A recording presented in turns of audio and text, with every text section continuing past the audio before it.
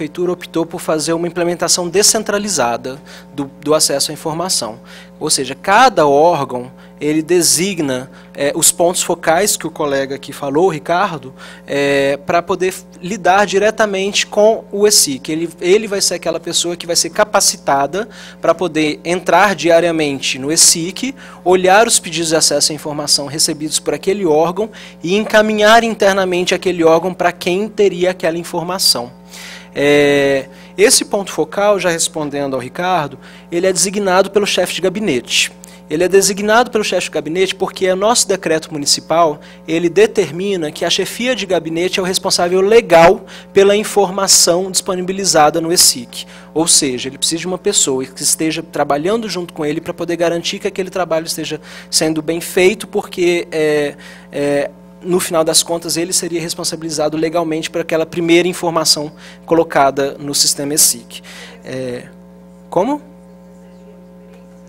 Não necessariamente, mas a gente tem, aí eu vou falar como nós da controladoria estamos desenvolvendo isso, porque a gente viu que é muito importante colocar mais pessoas envolvidas em relação a esse grande processo. A captação dos focais, então, é um pouco essa. O chefe de gabinete, ele designa uma pessoa para poder estar lidando com o ESIC, e essa pessoa ela vai enviar os pedidos de acesso à informação para as áreas técnicas responsáveis por aquela informação.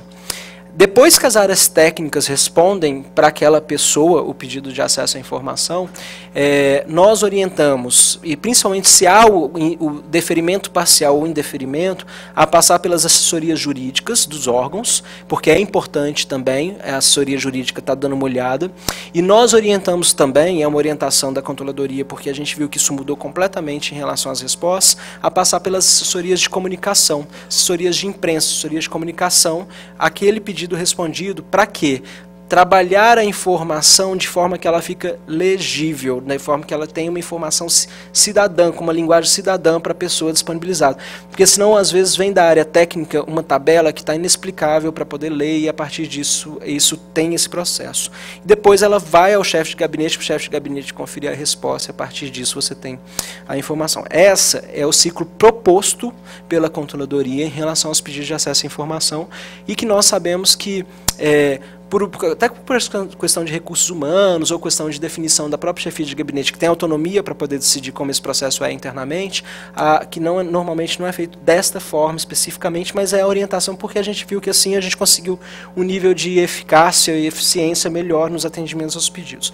Onde normalmente a gente vê a grande trave, talvez aí eu já te respondo em relação ao seu pedido específico. Nas áreas técnicas, que às vezes não estão orientadas de forma suficiente a trabalhar aquelas informações que elas produzem continuamente para poder disponibilizar.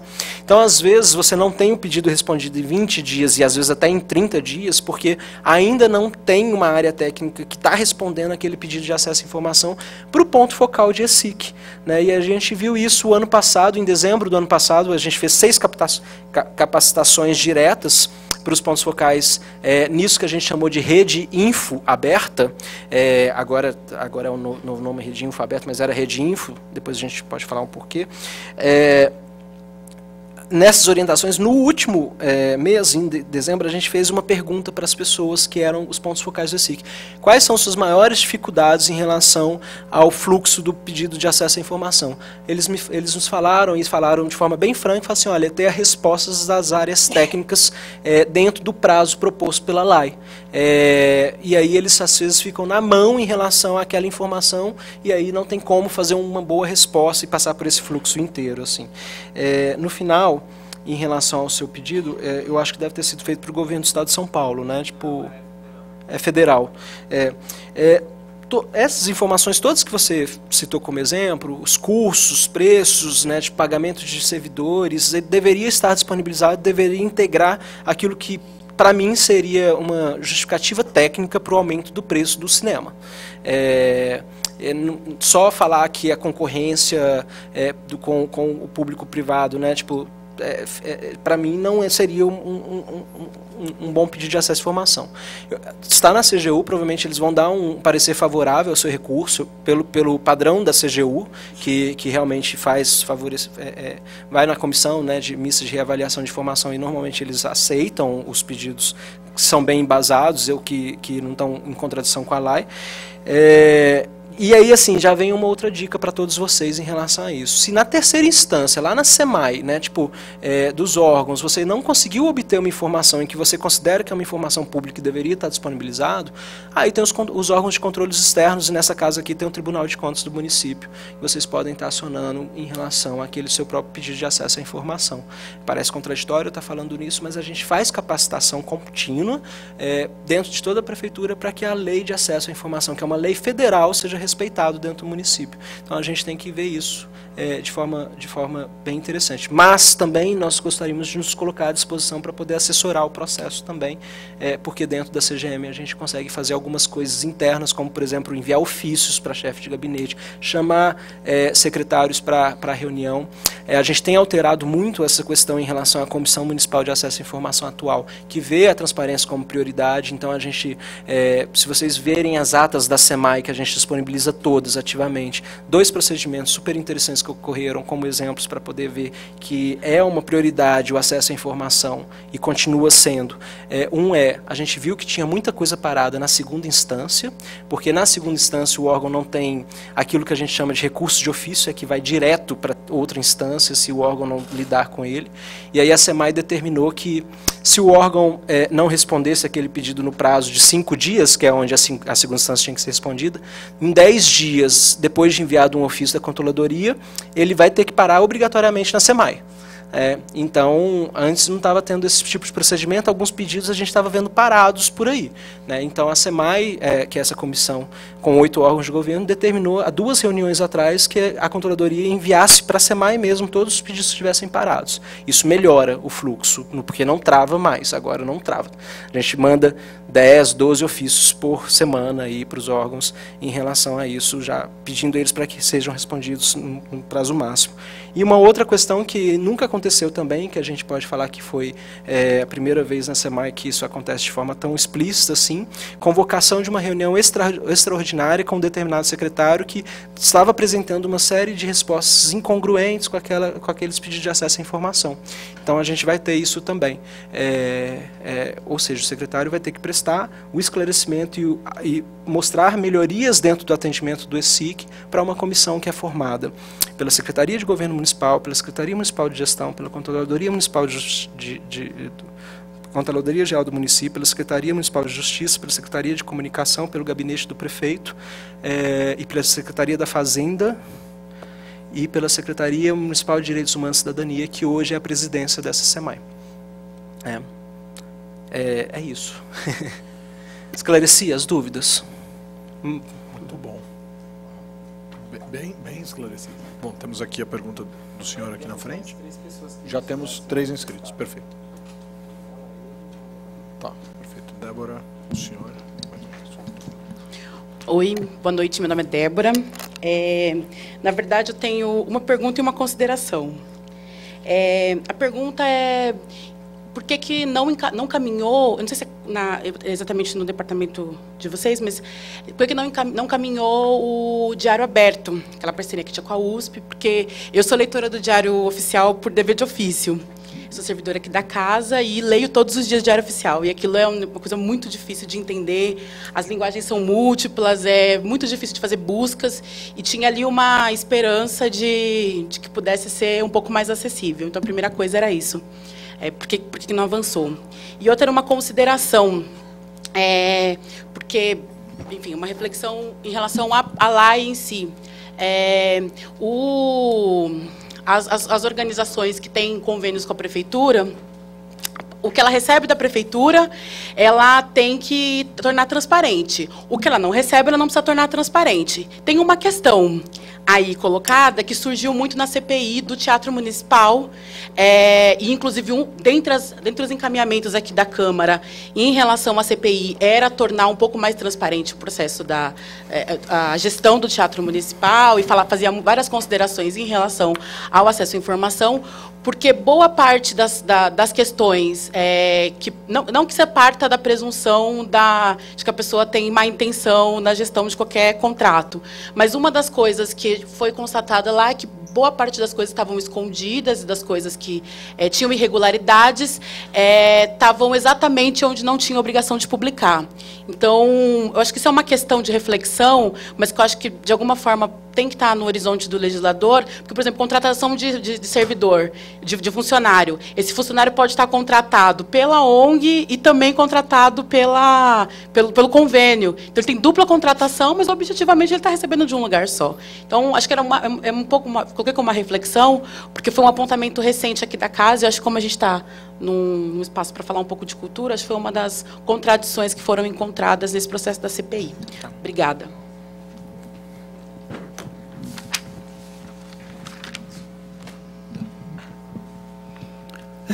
Boa noite. Olá, Thomas. Olá. Meu nome é José Anito.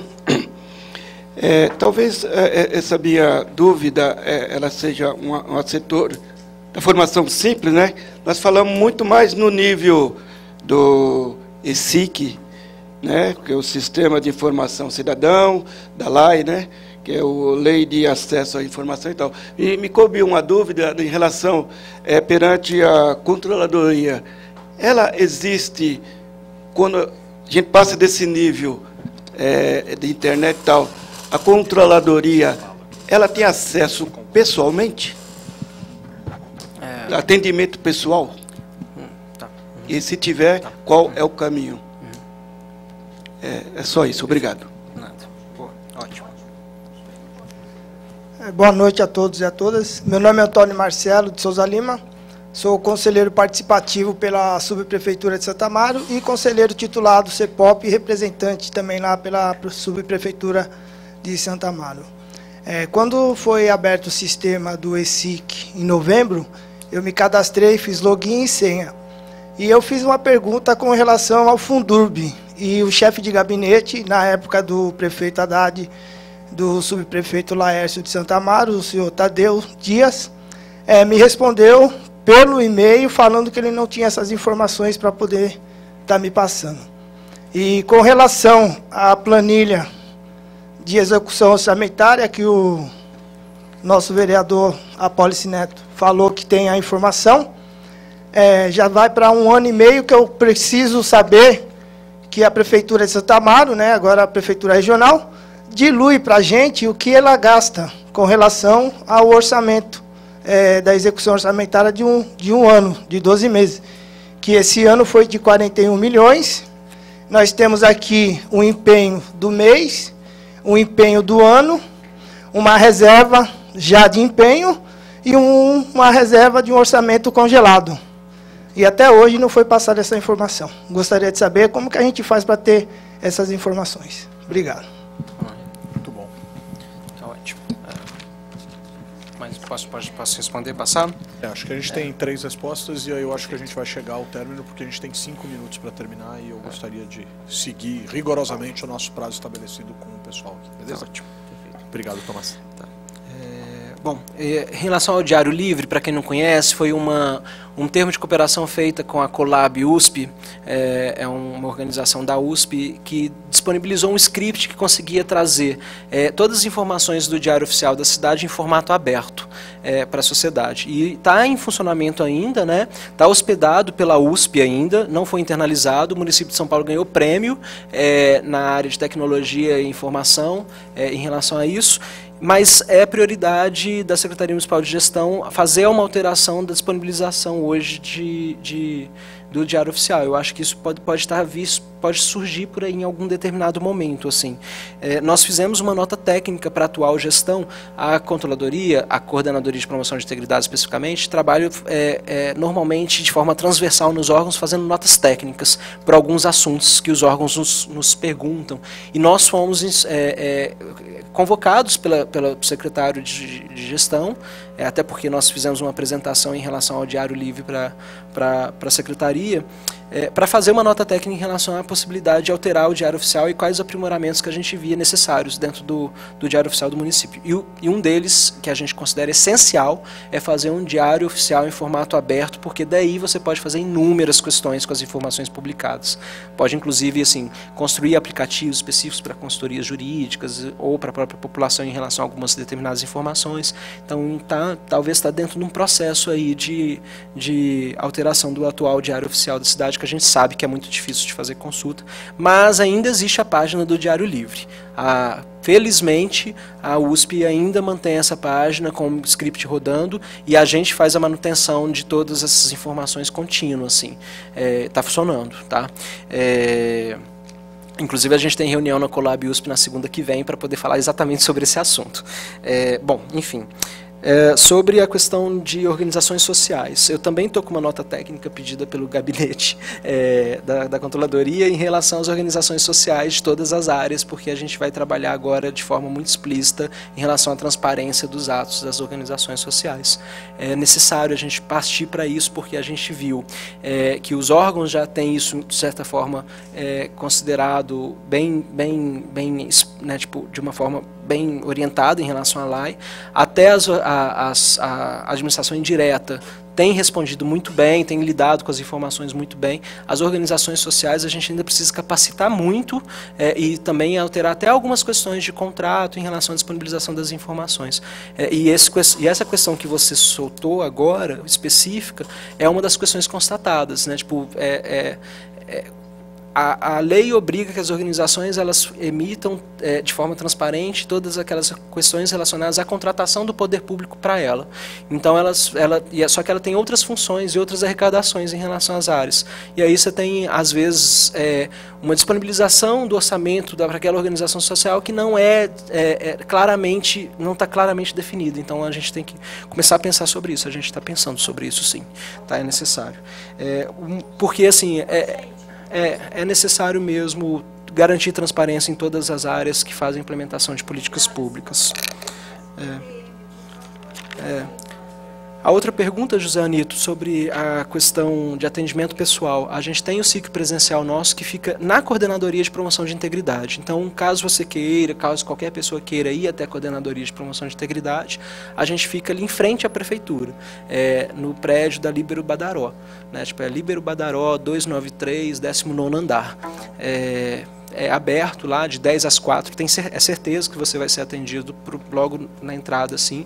E a gente tem também a controladoria, ela tem 4 áreas. A controladoria ela tem a auditoria, a corregedoria, a ouvidoria e a coordenadoria de promoção de integridade. A ouvidoria também realiza atendimento pessoal, principalmente para denúncias, né, quem nos dera para muitas sugestões e elogios também, mas para denúncias a ouvidoria tem atendimento presencial e a gente acabou de se mudar para um posto que fica muito mais fácil de ser acessado agora, que é na Galeria Prestes Maia, que é aquela embaixo da Prefeitura. Então, agora o atendimento presencial da ouvidoria para denúncias, elogios, reclamações, sugestões é feito na Prestes Maia. Né? Pela orientação, todo órgão deveria ter um SIC presencial. Infelizmente, a gente ainda não conseguiu garantir isso na lei, mas a gente sempre fala nas capacitações sobre essa necessidade e dentro do projeto do Poupa Tempo, nas prefeituras regionais, que pode ser algo que vem surgir, o SIC já está programado para poder ter nas praças de serviço das prefeituras regionais. E aí eu venho para a última pergunta do conselheiro, sobre caso em que não foi plenamente satisfeito com seu acesso à informação. Eu peço assim, que aquele e-mail que chegou para você é um e-mail do sistema ESIC. Se você entrasse no sistema ESIC com aquela resposta que não foi satisfatória para você e entrasse com um recurso em menos de 10 dias, isso ia prosseguir para a instância superior. Assim. É onde a gente tem que trabalhar com a população. A população precisa seguir para as instâncias superiores para que aquela resposta não respondida ela siga, tipo, para a autoridade máxima do órgão, para a controladoria, para a SEMAI, se for o caso. Então, assim, faça um novo pedido de acesso à informação, pedindo as informações requeridas. Talvez você vai ser melhor atendido no primeiro fluxo inicial, mas se não for, vá até as instâncias superiores. E se precisar de algum auxílio, conselho ou qualquer questão em relação a isso, a gente está autorizado a estar lidando diretamente com a população dentro da COP mesmo, dentro da coordenadoria. Tá? E aí é isso, sim. Só lembrando, o e-mail é copy@prefeitura, né? Tipo .sp.gov.br, e a gente está na Líbero Badaró, que fica em frente à prefeitura. Tá bom? Muito bem. Uma salva de palmas ao nosso convidado. Muito bem. Obrigado a vocês. Tivemos uma belíssima noite com 2 excelentes profissionais que voluntariamente vieram até o nosso curso, e a escola agradece muito, e em nome da Câmara Municipal, como presidente da escola, também agradeço demais. Acho que é absolutamente fundamental que a gente traga essa discussão, que a gente possa entender não só os aspectos teóricos, os aspectos legais, mas como acho que os dois trouxeram, aspectos práticos de pesquisa e de trabalho efetivo associado às áreas que foram aqui abordadas. Acho que ganha muito a escola, né, e ganha toda a sociedade. A escola do Parlamento agradece.